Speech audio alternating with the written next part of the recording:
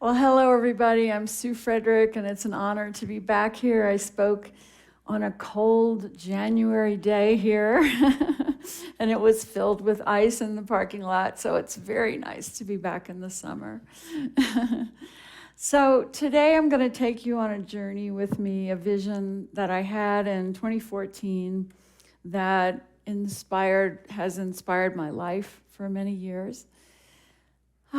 So imagine I was teaching a workshop, a grief shifting workshop, where I would take people on a 3-day retreat and help them quiet the mind, open the heart, connect to their departed for healing, and do automatic writing messages. And by the end of 3 days, every person has that connection because we all have that. It's our birthright. But at the end of 3 days, got on the plane, flew back to Colorado from Massachusetts, and got home and had like 104 degrees of fever and a terrible cough. This was before COVID. And so I went to bed and I burned a fever for 3 nights. And on the second or third night of that high fever, I was lifted out of my body. And if you can see this vision, my husband is a graphic designer, and he made this vision to illustrate what I saw. I was taken out to outer space, held by the angels, the guides, the divine beings, and shown our planet, and shown how there were so many sparks of light shooting up from the earth. And I said, "What are those lights?" And they said, "That's every time a soul wakes up, that they are part of God, that they are here to love. A light sparks up out of the darkness. And as it sparks, it awakens another one." And I was actually watching one spark light another one. And that light was traveling around the earth, sparking, sparking, sparking, and filling every dark corner with light. And the angels were saying, "See, this is the truth. This vision is the truth. The light is always winning. The love is always winning, no matter how dark it can seem when we're in the middle of it."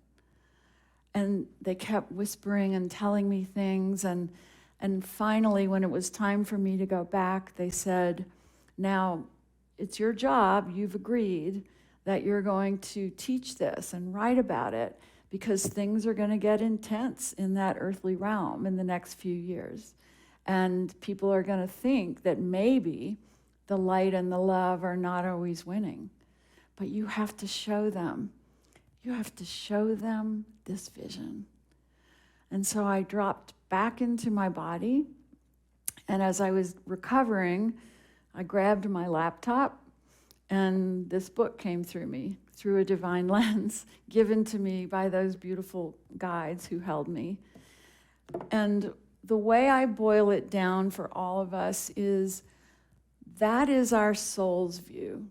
That's how our soul understands our life, from that bigger picture, knowing that all is well, that divine order is the constant truth of our life here on earth.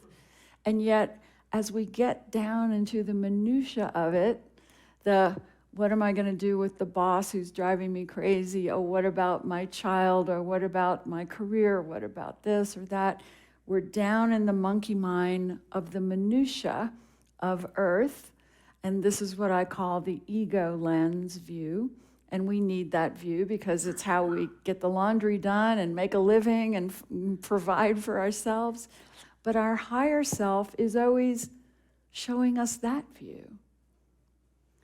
So your question is, how much time do you spend in this higher God view?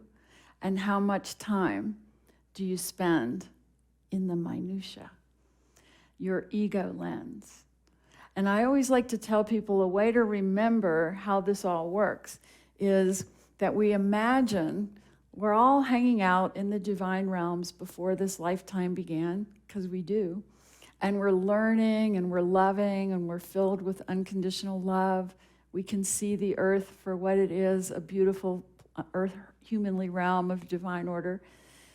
And God and the beings say, you know, they're at a tipping point of consciousness down there. Who's willing to jump back down there and help humanity evolve? Help people wake up to love, to compassion. And you all said, yes. You all volunteered. You signed up. You agreed. And you dropped into this lovely planet with all of your knowingness intact. And then you go to school and they tell you you need to be logical and practical and pay attention to the details.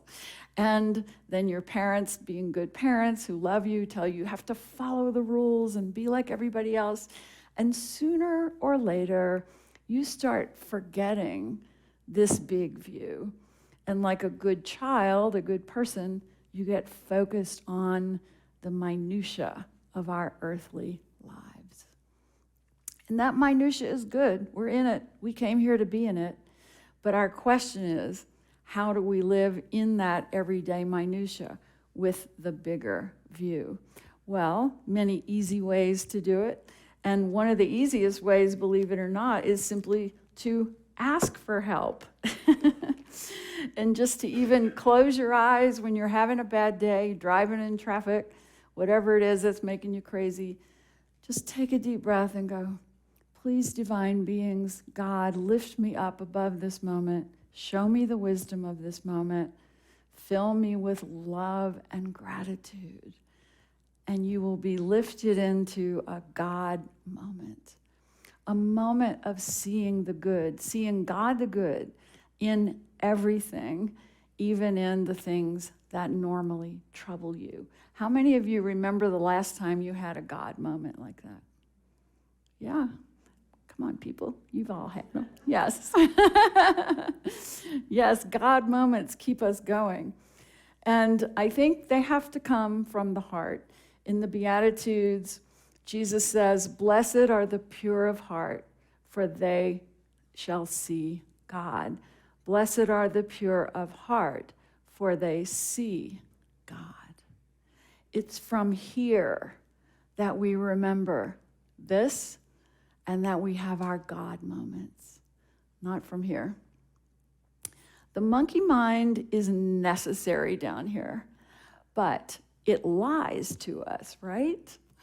It says you have to compete, you have to struggle, you have to suffer. If somebody you love is dying, that's a terrible thing.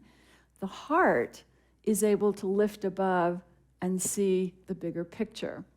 So by being pure of heart, and what I mean by that is meditating and going through prayer, any practices that help you quiet this and open the heart.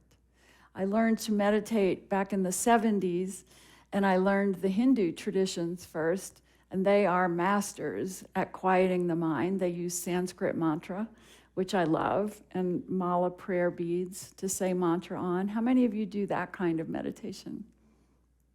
A few. Whatever works for you. But I've always loved repeating sacred mantra to quiet my mind and open my heart. But there's also prayer. How many of you use prayer for that purpose? Yeah. And then listening, just sitting in the silence and listening to God. That's when we remember. And I also urge you to do automatic writing when you're listening to God. Write it as quickly as you can. So the biggest thing about this higher view is that where do we forget most often that this is a divine order universe? When we look at ourselves as unworthy, which happens to most of us all the time. I'm not good enough, I'm not smart enough, I'm not pretty enough, I'm not blah, blah, blah, blah, blah, the monkey mind, right? Remember Eric Butterworth, the great metaphysical writer who wrote Discover the Power Within You, a unity minister. My favorite line of all of his books, there is no place where God is not. Say that with me. There is no place where God is not. Again, there is no place where God is not, even inside of you. Even inside of your moment of biggest doubt, of biggest feeling unworthy, unlovable, not good enough, all the human stories we tell ourselves. There is no place where God is not inside of me. That should be your go-to mantra whenever you're doubting your worth, or doubting that you have a purpose, or doubting that you have a great gift you came to share with the world. Because all of you have that, and all of you are here purposefully, intentionally, to share your heart and to share your gifts in your unique way. I wrote a whole book about that called I See Your Dream Job, about finding work that's in alignment with your soul's mission. And there is no such thing as a person here who's just here to get by. We are all intentionally here to claim our divinity, claim our God consciousness, even in the work we do every day, even in the jobs we hold that we may not love. There is no place where God is not. So Jesus' great discovery was the divinity of man. But not sometimes I'm divine and sometimes I'm not. If I have a good day, I'm divine. The all the time knowingness that I am a divine being. And when we lean more into that, we are living more to the divine essence of our nature. One of my favorite quotes in Matthew 5 is that quote that troubles us when we grow up and we hear it in church from other churches. I grew up Catholic. Resist not him that is evil, but whosoever smiteth thee on that right cheek, turn to him the other cheek. So the Catholics talk about that as being a lesson in humility. Humility is good. Many churches talk about it as a lesson in forgiveness. Forgiveness is essential. But Eric Butterworth writes in his metaphysical interpretations that what Jesus is saying is turn to the other side of your nature. In other words, the human nature and the divine nature. And if you're feeling wounded, upset, afraid, that's your human nature. So turning to the other side, your divinity, you have this view, this higher view of the divine order, of the love, and to see and live from that divine essence. Jesus was a man who knew that his task in life was to act and live and teach from his divinity. How do you turn the other cheek and meet every experience of life on the level of your divinity, even the most painful, heartbreaking moments? Well, I believe those are your great moments of awakening. How many of you have been through moments where you just said, my life is falling apart and I have no idea what to do? That's the best moment of your life. Because then you get to ask, why am I here? Who am I? Where did my loved one go when they died? Why am I still on earth? What is my purpose? Those are the questions that wake us up. Those are the questions that get us leaning more into our divinity than into our human self, our human side, the bigger picture questions. So when I think about the parts of my life where I have been awakened most to lean into that divine part, they're always the painful moments. When my husband died from cancer when I was 29, it was an earth-shattering, devastating moment through my human lens. And then from my divine lens, it was my greatest spiritual awakening. And if you don't mind, I'd like to tell you a little bit of that story of how my departed husband woke me up to my higher consciousness. Is that okay? So my husband and I, back in the 70s, we were in our 20s, and we were mountain climbers for Colorado Outward Bound School. And he was such a beautiful, fit mountaineer. I was pretty fit back then. And we were teaching people to overcome their fears and climb mountains, and we just thought we were invincible. And then he had some stomach pains, and by the time he was diagnosed, they gave him 2 weeks to live with colon cancer. But we said, no, we're not taking that, and so we went on a journey of trying to heal him. We used alternative and conventional methods, as you all do. I know you've all been in that place with loved ones. And it was such a spiritual awakening journey for me, because I believed the lesson was we were going to overcome this. We were going to have the miracle cure. And much of our spirituality, when it's not fully conscious, tells us that having miracle cures is what we're going for. No, sometimes the lesson is that the soul is ready to exit, and that perhaps if you're the caregiver, you've agreed to be there as part of the surrendering, caregiving, loving angel who releases that being at their time. And that's the hardest lesson, the letting go. That's when we really have to lean into our divine essence, right? So Paul had made me promise him that he was going to die at home in my arms. And I had made that promise against my will, because I didn't want him to ever die. But I had said, okay. And we had a hospice nurse who would come every now and then and help. And one night, he had a medical emergency, and we ended up in the ER, as happens near the end. And in the ER, he went into a coma, and sooner than I could even figure out what was happening, we were in a room in the hospital. He was in a coma, and he was going to die in the hospital.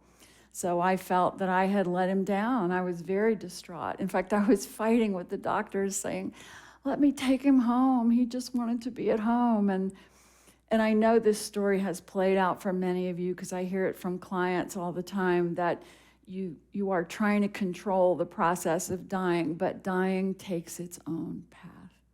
And the way it goes is always the way it's meant to go, because Spirit is running the show 24/7. So I'm in the hospital, and I'm overwhelmed. All of his friends and family have gathered around the bed. Everyone's talking, and Paul has been in a coma now for 2 days, and his breathing hasn't changed. So I'm exhausted, and I fall asleep on the floor of the hospital, and he instantly appears to me. And he's young and happy and healthy, and he's not sick. And he says, what are you doing on the floor?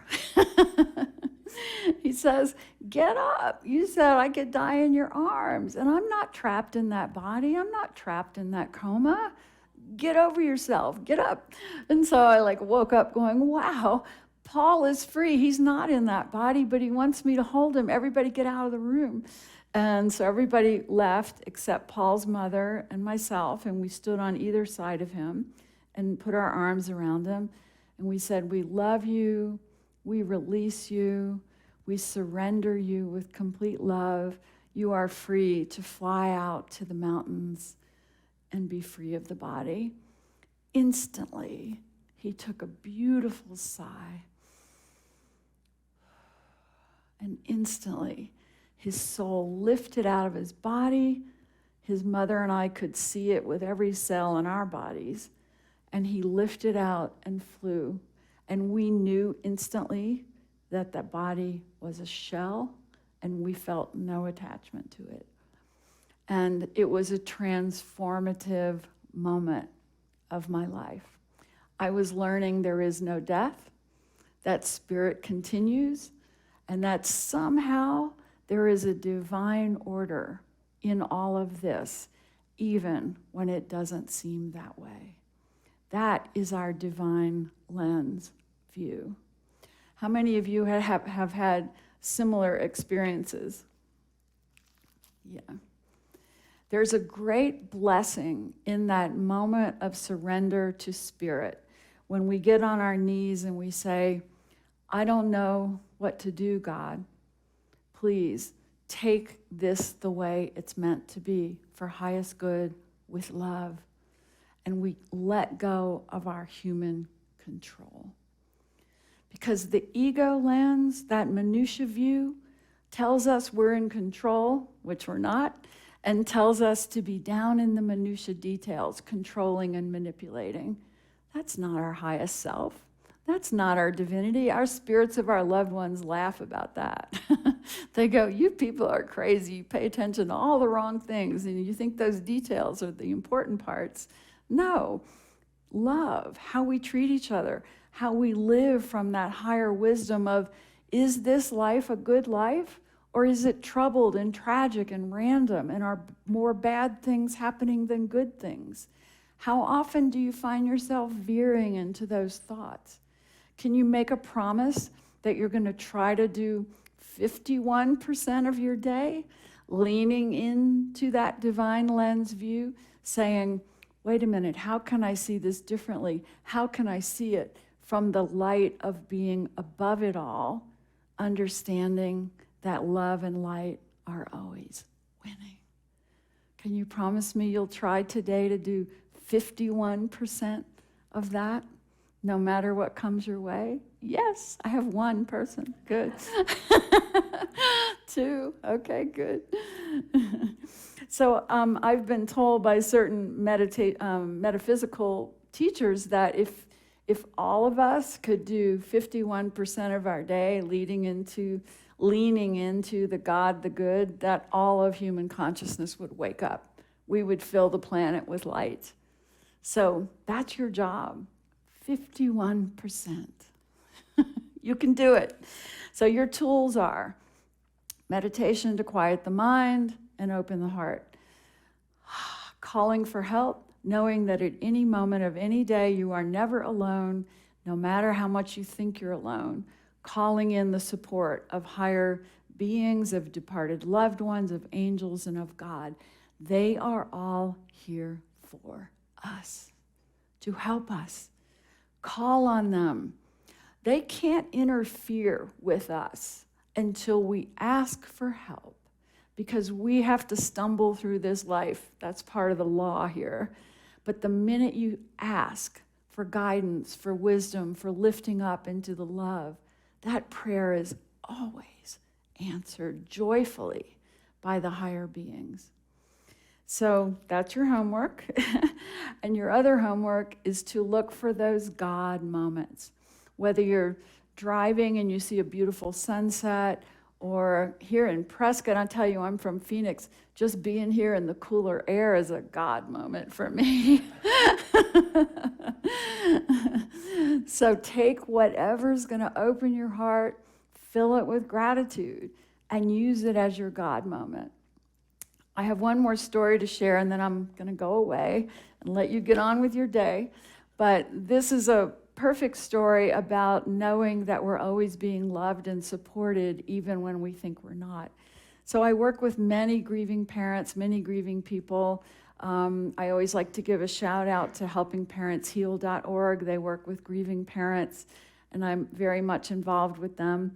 But it's always about recognizing that our departed loved ones are trying to help us, especially departed children. They're always trying to comfort their parents and give their parents signs that all is well, that they continue in the divine, that they're not just gone.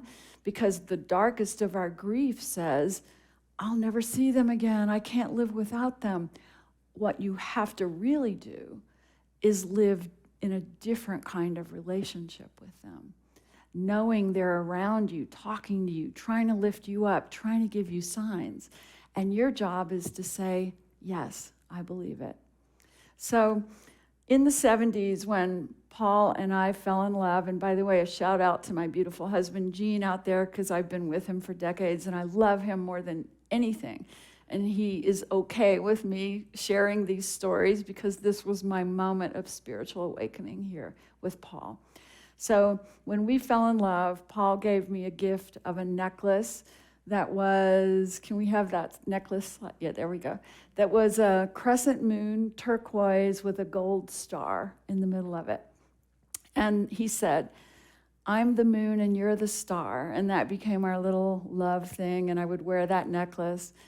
And then when he died, we had an outdoor service, a celebration of life.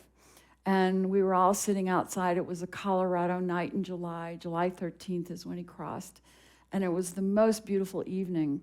And a friend nudged me to look up. And I looked at the sky. And what do you think was in the sky above us? This exact configuration, the crescent moon, and that's Jupiter. The planet in the middle of the crescent moon is Jupiter. It's a rare configuration. I've researched it and looked it up.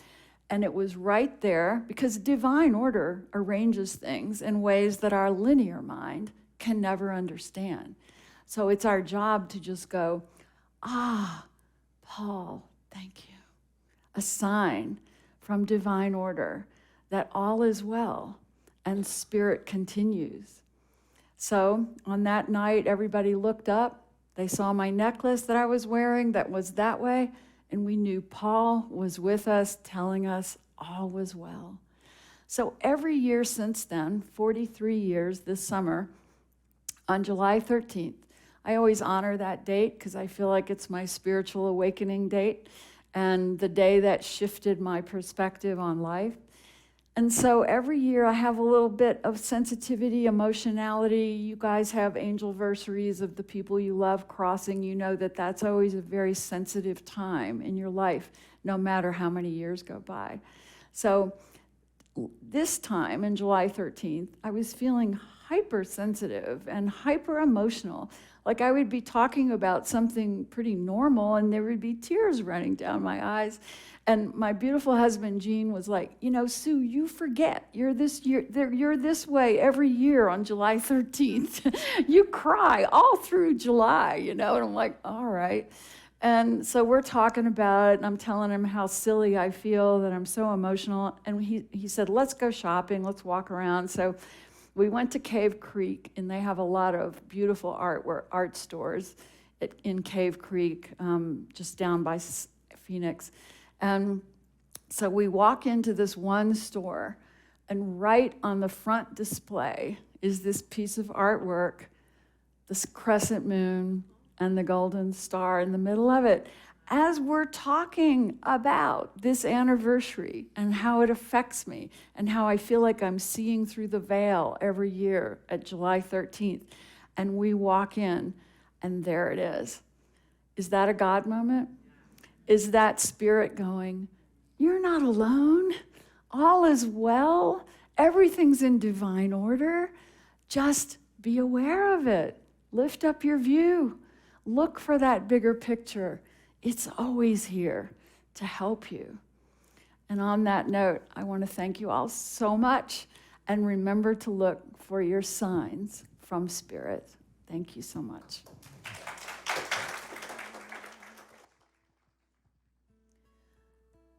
Take a breath with me. And as we inhale deeply, we are inhaling that beautiful energy of the divine realms from which we come, the realms of pure love, of wisdom, of consciousness, so much lighter and freer than the earth realms that we live and breathe in. And yet we can go there whenever we need refreshing. And so right now, take this opportunity to travel with me up into those realms. And as we take another breath and exhale, we feel ourselves lifting up beyond the body, beyond the mind, beyond the physical realm, to that higher vision, that wisdom that is the essence of who we are as divine beings, before we get lost down here in the world of worry and fear and anxiety. But we can always lift up and go there And right now we call on all spirits, angels, and God to lift us into that extraordinary realm of unconditional love and extraordinary peace. And stay with me there for a moment of silence.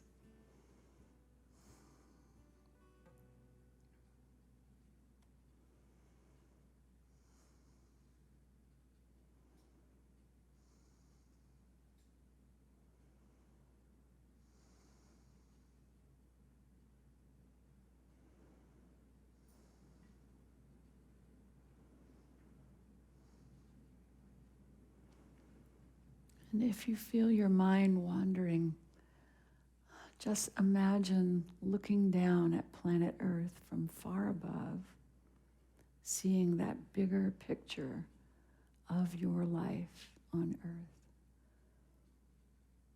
Be in that vision with me.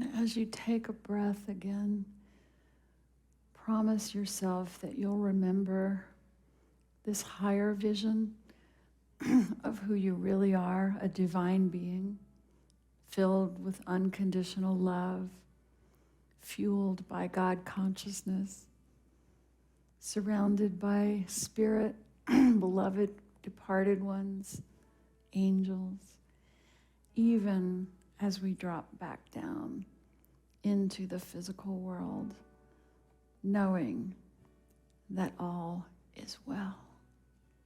And so it is.